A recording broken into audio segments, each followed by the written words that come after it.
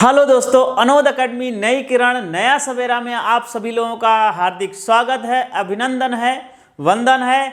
आज हम लोग जो पिछला video TGT male final cut off का था, उसके आधार पे आपकी बहुत सी क्वेरीज आए हैं, बहुत से प्रश्न आए हैं। दोस्तों, यदि आप प्रश्न करते हैं तब हम उसको जवाब जरूर देते हैं। दूसरी बात, सबसे बड़ी समस्या ये कि यदि आप चुपचाप बैठे रहेंगे, अपनी समस्या का अपने आप तक दाबे रहेंगे, तो उस समस्या का निदान नहीं होगा। अच्छा, कई बार ऐसा भी हो जाता है कि आपने अपनी समस्या रखा और उससे और ढेर सारी लोगों की समस्याएं रहती, तो उसी के साथ अन्य लोगों का भी कल्याण हो जाता है। तो आपको जो भी समस्याएं आए वो जरूर कमेंट बॉक्स में कमेंट करें। कमेंट करेंगे तो उसका सलूशन निकलेगा, उसका समाधान निकलेगा, और इसके लिए हम लोग तत्पर हैं। तो अनोद अकेडमी में जो आप लोगों ने कमेंट दिया है, पहले तो हम लोग ये देखेंगे मेजरली प्रॉब्लम क्या क्या आप लोगों की जो समस्याएं थी उनको मैंने नोट डाउन किया है।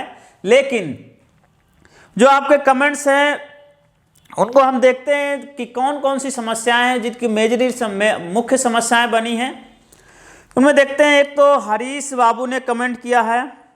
बहुत से ज़्यादा अब भी लोग मार्क्स कमेंट करते हैं और मार्क्स कमेंट करके कहते हैं सर मेरा इसमें होने के चांसेस हैं क्या। तो बिल्कुल, पहले तो एक तो पहला पड़ाव तो आप लोगों ने पार कर लिया, ईडोजीआर के लिए क्वालिफाई हुए हैं। तो हरीश बाबू ने कहा कि 107 यूआर कैटेगरी में है, क्या मैं अपने आप को बाहर समझूं? कतई अपने आप को बाहर ना समझे जब तक फाइनल रिजल्ट नहीं आ जाता। अंशु मीना, इन्होंने कहा सर एसटी में 107 है, क्या चांसेज हैं? चांसेज यदि आप क्वालिफाई हो रहे हैं तो फुल चांसेज, देखो कैटेगरी वालों का फुल चांसेज बना रहता है, ठीक है। तो इसलिए आपको ईडोजीआर जरूर भरना है और पूरी शिद्दत के साथ भरना है। मैं अनुसूचित जाति से हूँ, मैंने ये परमजीत वर्मन जी का ये कमेंट है कि मैं अनुसूचित जाति से हूँ और मैं उम्र में भी कोई छूट नहीं लिया, मेरे अंक 111 है, क्या मेरा चयन अनारक्षित वर्ग में हो सकता है क्या? बिल्कुल हो सकता है। ये तो फर्स्ट है, रोस्टर प्रणाली फाइनल में लागू होगी, तो वहाँ पर आप पहले अपनी कैटेगरी में आप लोग जो है अपना ईडोजीआर अपलोड करिए। फाइनल मेरिट बनेगी, यदि आप उसमें आएंगे तो जनरल भी आपका सिलेक्शन हो सकता है। परमजीत वर्मन का ये कहना है कि एससी में 25 सीट थी, मतलब 50 लोग शॉर्ट लिस्टेड हुए होंगे, इनकी मेरिट ज़्यादा नहीं जाने, बिल्कुल नहीं जाएगी ज़्यादा, 111 तक जानी चाहिए। हो सकता है 111 भी जा सकती, 110 भी जा सकती है। सपना वर्मा जी का ये कमेंट है कि सर मेरे 124 अंक हैं फीमेल में। अच्छा, ये फीमेल की जो क्वेरीज है मेल में आ गई है। सपना जी कह रहे हैं कि और 113 ओबीसी की कट ऑफ गई थी, अब मेरी क्या संभावना है? तो बिल्कुल फुल चांसेज हैं, आप अपना ईडोजीआर सही तरीके से अपलोड किया होगा और अच्छी तरीके से, तो आपके पूरे चांसेज हैं। फिर सपना जी एक और कमेंट करती हैं कि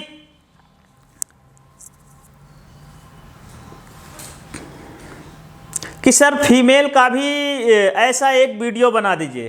तो सपना जी, हम लोग जरूर फीमेल का एक वीडियो जरूर लेके आएंगे, जल्दी लेकर आएंगे। नीरज मिश्रा जी का ये कहना है कि सर मैं फॉर्म फिल करते समय ईडब्ल्यूएस लगाना भूल गई, बट मेरे पास था, वो क्या अब हम ईडोजीआर में भरते टाइम लगा सकते हैं क्या?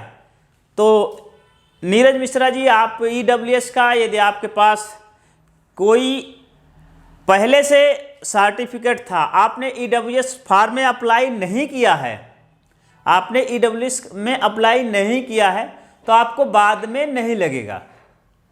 ध्यान रखना कैटेगरी वाले, इसलिए मैं एससी एसटी की जो समस्याएं हैं इनको एक साथ देखूंगा कि एससी एसटी की क्या समस्याएं रही। दोस्तों, तो यदि फॉर्म भरते समय जो आपने जो कैटेगरी चूज किया उसके डॉक्यूमेंट्स आपको लगाने जरूर है। यदि आप नहीं लगाओगे, आपकी मेरिट हाई है, तो आपका जनरल कैटेगरी में यदि क्वालिफायर हो तो हो जाएगा, नई कैटेगरी का लाभ आपको नहीं मिलेगा। अकील अख्तर कहना, सर मैं ओबीसी 79 पर फाइनल हो जाएगा क्या? बिल्कुल होगा। सुनील सराय जी का कहना है कि सर मैं बीएड का सरकारी बीएड कॉलेज से किया हूँ तो एनसीटीई लेटर कैसे मिलेगा? आप जो है एनसीटीई के लिए बारे में हम अभी आगे चर्चा करेंगे कि कैसे एनसीटीई डाउनलोड करते हैं एनसीटीई सर्टिफिकेट। और रूघाराम बकोलिया, इनका कहना सर मेरे पास एड्रेस गलत हो गया है, कोई प्रॉब्लम हो सकती है क्या सिलेक्शन में? दोस्तों एड्रेस किसी का यदि गलत हो गया है या करेक्शन किसी भी प्रकार का, नाम का में करेक्शन, माता पिता करेक्शन, डेट ऑफ बर्थ में करेक्शन, एड्रेस में कोई करेक्शन, सब में एफिडेविट आप आराम से लगाइए। और एफिडेविट लगा करके फिर भी यदि डीएसएसबी रिजेक्ट करती तो आप कोर्ट जा सकते हैं, आपका सिलेक्शन जरूर होगा यदि आप मेरिट के अंदर आते हैं। तो इसलिए ऐसे किसी भी करेक्शन के लिए आपको परेशान नहीं होना, डरना नहीं है। आशीष दुहान जी कहते हैं कि एक वीडियो सर टीजीटी फीमेल पर भी बना दीजिए, तो बनाएंगे, जरूर बनाएंगे। आशीष दुहान जी के लिए बहुत बहुत धन्यवाद, हम जरूर वीडियो लेके आएंगे एक। नरेश रावत, नरेश का सर मेरे पास बीएड की ओरिजिनल डिग्री नहीं है और प्रोविजनल डिग्री है, तो क्या मेरा इस बारे में लगा सकता हूँ? बिल्कुल आप प्रोविजनल डिग्री लगाइए, कोई प्रॉब्लम नहीं है। ओरिजिनल नहीं है, प्रयास करिए, यदि ओरिजिनल डिग्री मिल जा रही तो बहुत अच्छी, नहीं प्रोविजनल लगाइए, ठीक है, वो पूरा काम करेगी। और एक एफिडेविट लगा दीजिए कि मेरा प्रोविजनल डिग्री, ओरिजिनल अभी नहीं मिली, प्रोविजनल डिग्री इसकी जगह लगा रहा हूँ। सुधांशु रॉयल कहते हैं सर मैं पीडब्ल्यू कैटेगरी से हूँ, मेरा 91 मार्क्स है आया है, जबकि कट ऑफ 61 गया है, तो इडोजियर कि इनका कहना है पीडब्ल्यूडी का मतलब फिजिकल हैंडीकैप का, इनका सुधांशु जी का कहना है कि मेरे 91 मार्क्स हैं, 61 गए हैं, तो क्या मेरा सिलेक्शन हो सकता है? बिल्कुल 100% सिलेक्शन होगा।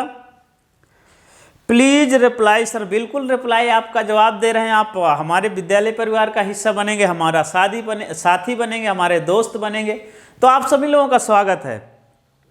सर मैंने बीएड सन 2015 में किया, जबकि इम्प्रूवमेंट देने के बाद मेरे बीएड की रिजल्ट में डेट इशू डेट 8/2016 है और डीएसएसबी मैंने पासिंग ईयर 8/2016 मेंशन किया है, तो आगे तो मैं क्या करूं, कौन सी डेट जाऊं? विवेक पांडे जी का कहना। तो विवेक पांडे जी आपके लिए मैं यही कहना चाहता हूं कि आपकी जो 8/16 है यही डेट आप मेंशन करिए। इसके बावजूद भी डीएसएसबी कुछ क्लियरिफिकेशन मांगता है तो आप एफिडेविट लगा सकते हैं कि मैं इम्प्रूवमेंट दिया था, उसके बाद इम्प्रूवमेंट का रिजल्ट इस डेट को आया।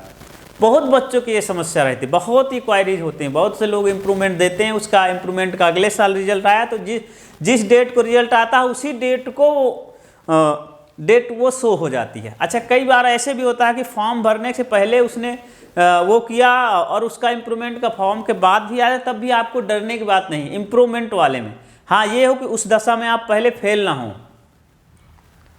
फेल और इम्प्रूवमेंट में अंतर होता है। घनश्याम मेनारिया कहना सर एफिलिएशन सर्टिफिकेट कैसे बनवाएंगे, तो अभी हम लोग चर्चा करेंगे। घनश्याम मनेरिया का भी कहना 115 है, इसमें डॉक्यूमेंट्स डोजियर क्या क्या लगेंगे, इसको भी हम लोग चर्चा करेंगे, क्या क्या डॉक्यूमेंट्स लगेंगे। और घनश्याम मनेरिया फिर लिखते हैं कि सर प्लीज़ अपना नंबर दे दो, प्लीज़ बताइए, तो नंबर आपको मिल जाएगा। आपको मैं अपना फेसबुक लिंक शेयर कर दूंगा, वहाँ आप फॉलो कर सकते हैं और इसके बाद मैसेज के द्वारा आपके नंबर मिल जाएगा। सर मैंने ओबीसी आउट, ये सत्येंद्र यादव जी का है, थोड़ा से ज़्यादा परेशान नज़र आ रहे हैं कि सर मैंने आउटसाइड ओबीसी डाल करके यूपी ओबीसी सर्टिफिकेट लगा दिया था। चूँकि मैं यूपी से हूँ तो मुझे जनरल में लेना चाहिए, मेरे 124 नंबर हैं। सीटेट में भी 115 है, परंतु मुझे ओबीसी की डिटेल अब डीएसएसबी मांग रहा है। दिल्ली का सर्टिफिकेट नहीं है, मैं परेशान हूँ, बताइए सर मुझे क्या जनरल में शामिल किया जाए कि नहीं शामिल। सत्येंद्र यादव जी, आपको परेशान होने की ज़रूरत नहीं है, आप बिल्कुल भी परेशान ना हो। इसमें परेशान होने की ज़रूरत इसलिए नहीं है कि आप आउटसाइडर ओबीसी में कंसीडर्ड होता ही नहीं है, आप जनरल ही काउंट होंगे। देख, इसके बावजूद भी यदि वहाँ से मांगा जा रहा तो आप क्या करिए, एक एफिडेविट अपलोड कर दीजिए और उसमें ये बताइए कि मैं दिल्ली का निवासी नहीं हूँ, मैं आउटसाइडर ओबीसी हूँ और इसलिए मुझे जनरल में सम्मिलित करने की कृपा करें या मुझे जनरल में सम्मिलित किया जाए। ऐसे करके आप एफिडेविट दे सकते हैं कि मैं जब यूपी का हूँ, यहाँ दिल्ली का सर्टिफिकेट मेरे पास नहीं है, और वैसे भी आप जनरल, आपका सिलेक्शन हो जाएगा। तो सत्येंद्र जी, घबराने की बात नहीं है। और साई एकेडमी से फॉर सक्सेस से कि सर मैंने 93 हिंदी ओबीसी में क्या हो जाएगा? बिल्कुल होगा, फाइनल होगा, सिलेक्शन होगा, कोई परेशानी नहीं। 93 तो ओबीसी का हो ही जाएगा। बस कोई दो चीज़ ध्यान रखो, एक तो हमारा कोई भी डॉक्यूमेंट्स इलीगल नहीं होना चाहिए, दूसरा हमारी मेरिट क्वालिफाइड है, तीसरा हम सही चीज़ों से सही तरीके से हमने काम किया, सही चीज़ों को सही तरीके से। यदि बाई चांस कोई गलती रह भी जाती तो ऐसा नहीं, कोई छोटी मोटी कोई गलती हो गई तो डीएसएसबी दरे से आपको रिजेक्ट कर देगा, आपको पूरा मौका देगा। और यदि डीएसएसबी गलती भी कर देती है तो वहाँ भी घबराने की बात नहीं, आपके पास कोर्ट का ऑप्शन है, आप लीगल हैं, आपके डॉक्यूमेंट्स लीगल हैं, आप मेरिट में हो तो आप सिलेक्शन जरूर ले लेंगे कोर्ट के द्वारा। इसके बाद है धनराज मीना कहना, टीजीटी मेल हिंदी में एसटी में 110 नंबर है, पर पार्ट ए में 29 नंबर है, मेरे अनुसार बहुत कम है, क्या करना चाहिए? दोस्तों, ऐसे जिनके नंबर कम है, दो चीज़ें हैं, या तो आपने अच्छे से मेहनत नहीं किया और आपको आंसर की भी उपलब्ध कराई गई थी तो आप उसके आधार पे आपने देख लिया होगा आपने कौन सा आंसर की लगाया है, आपने कौन सा उत्तर लगाया है, उस अनुसार से आप नंबर देख सकते हैं। बहुत लगता हो कि नहीं मैंने जो है मेरा 29 कैसे आ गया पार्ट फर्स्ट में, मेरा तो 70-80 आना चाहिए, तो आप कोर्ट जा सकते हैं, अपना आंसर कॉपी चेक करा सकते हैं। सर्वेश कुमार है, गुरुजी अगर ईडब्ल्यूएस सर्टिफिकेट बाद का होने पर जनरल में शामिल कर लेंगे, अगर ईडब्ल्यूएस का बेनिफिट ना मिले तो प्लीज़ बताइए। हाँ, ईडब्ल्यूएस का देखिए, यदि आपकी मेरिट आपका ईडोजियर ईडब्ल्यूएस के थ्रू भराया जा रहा है तो आपका ईडब्ल्यूएस सर्टिफिकेट अनिवार्य है। लेकिन यदि आपकी मेरिट जनरल से भी ऊपर है, आपने ईडब्ल्यूएस सर्टिफिकेट नहीं जमा कर पाए या डेट के बाद का है, तो आप जनरल में काउंट होंगे। एसएसटी की समस्याएं आती हैं।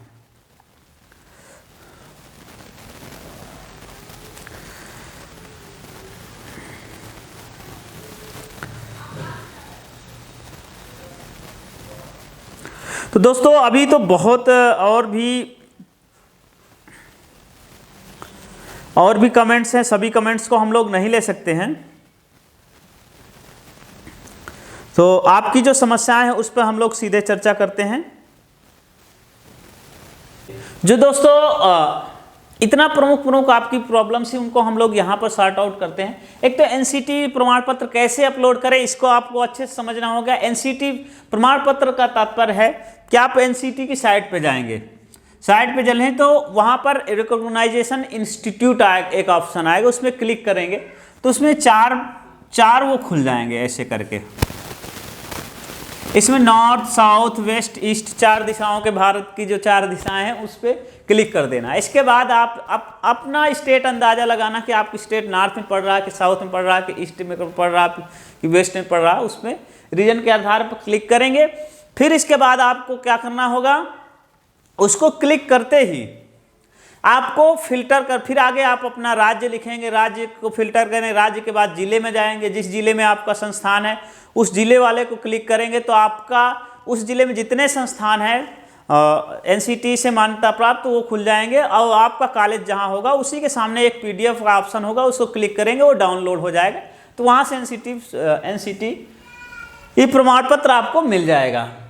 अब एससी एसटी ओबीसी की कॉमन समस्या रहती है सर, एक समस्या ये है कि ये जो जितने भी ईडब्ल्यूएस है, एससी एसटी ओबीसी, इनके सर्टिफिकेट से रिलेटेड है, तो सर्टिफिकेट यदि फॉर्म सबमिट के डेट की बाद का बना हुआ है तो आपको इसका लाभ नहीं मिलेगा, सीधे सी बात। हाँ, यदि आपका जनरल सिलेक्शन हो रहा तो आपको जनरल में कंसीडर कर दिया जाएगा। मार्क्स इतने ज़्यादा हैं कि आपको जनरल फाइट हो रहा है तो उसमें जनरल में आप चले जाएंगे। दूसरा बात है कि यदि इस डेट से फॉर्म भरने के डेट से पहले का आपका प्रमाण पत्र बना हुआ है तो आपका सिलेक्शन श्योर जरूर हो जाएगा, ठीक है, आपको उस कैटेगरी में सम्मिलित किया जाएगा। ये आपकी ये मेनली प्रॉब्लम है कैटेगरी वालों की। और दूसरा है एक समस्या पता गलत कर, तो दोस्तों देखिए, नाम गलत हो, पता गलत हो, डेट ऑफ बर्थ गलत है, कितनी भी चीज़ें फॉर्म भरने में क्लर्कियल मिस्टेक है उसका समाधान हो जाएगा। उसमें फॉर्म वॉर्म पता होता जो भी समस्या है उसमें घबराना नहीं। सबसे बुरी समस्या दोस्तों, एक बात मैं ये कहना चाहता हूँ कि कोई गलती हो गई, गलती हमसे होती है, आपसे होती है, किसी भी उससे हो सकती है, इंसान से ही होती है। गलती हो गई तो उससे घबराना नहीं, उसका समाधान खोजना है। सलूशन मिलता है, खोजने के लिए प्रयास करेंगे तो जरूर मिल जाएगा। और किसी भी प्रकार की यदि गलती है तो सबसे अच्छा सलूशन होता है एफिडेविट। एफिडेविट आप बनवाइए, उसको अपलोड कर दिए, कोई दिक्कत नहीं। क्लर्कियल मिस्टेक के लिए जो है क्या कहते हैं, आपको कोई समस्या नहीं आएगी। यदि डीएसएसबी नेग्लेक्ट भी कर देता है तो आप कोर्ट जा सकते हैं, कोर्ट से आप जो है वहाँ सिलेक्शन जरूर आपके पक्ष में ही फैसला आएगा।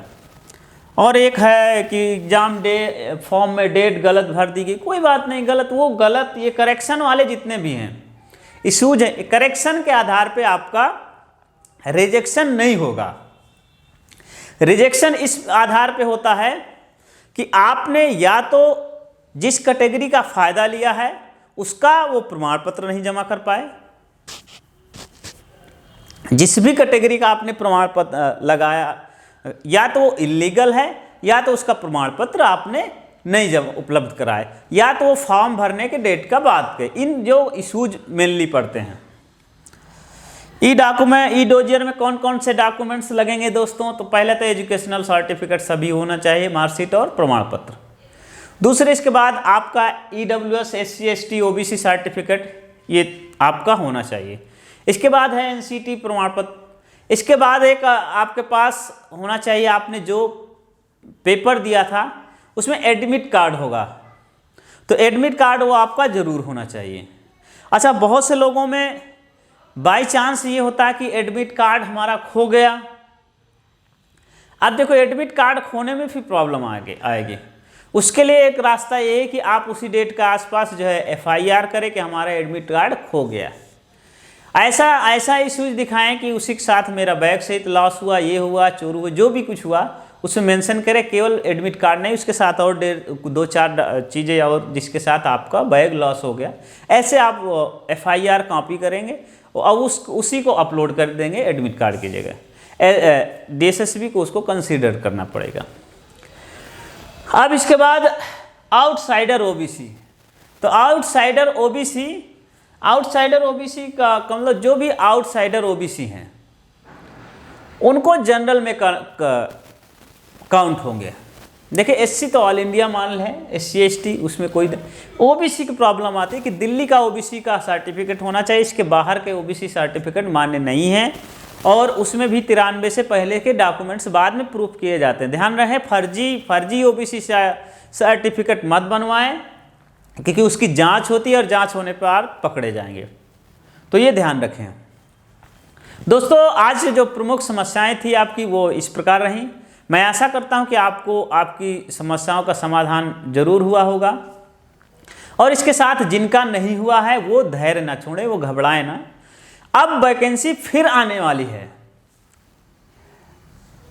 जून जुलाई, जिनका मान लीजिए फाइनल कट ऑफ में नहीं भी होता कोई दिक्कत नहीं। दूसरा ये भी कि आप अपनी पढ़ाई अभी छोड़े नहीं, जब तक आपको ज्वाइनिंग लेटर ना मिल जाए तब तक अपनी तैयारी को छोड़ना नहीं है। जब तक आपको ज्वाइन हो जाए, पहली सैलरी आ जाए, तब आप रेस्ट थोड़ा कर सकते हैं, इस बात का विशेष ध्यान रखें।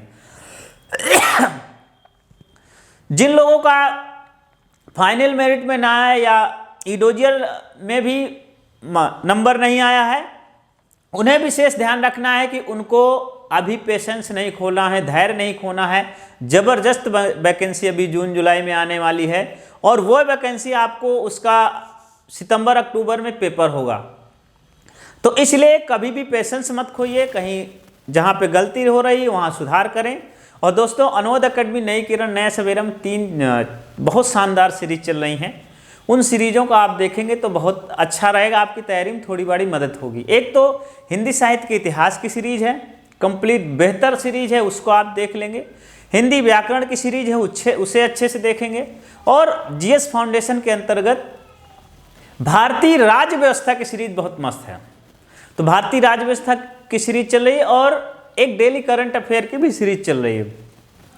तो ये सभी सीरीजें हैं, आपकी तैयारी में थोड़ा जरूर आपको मदद करेगी, थोड़ा क्या बहुत ज़बरदस्त मदद करेंगे।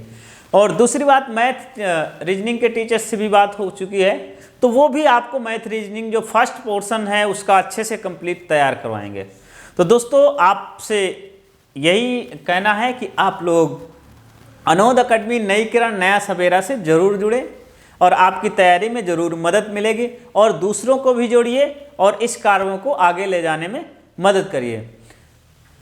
दोस्तों, मिलते हैं नेक्स्ट वीडियो में, तब तक के लिए जय हिंद, जय भारत। वीडियो देखने के लिए बहुत बहुत धन्यवाद।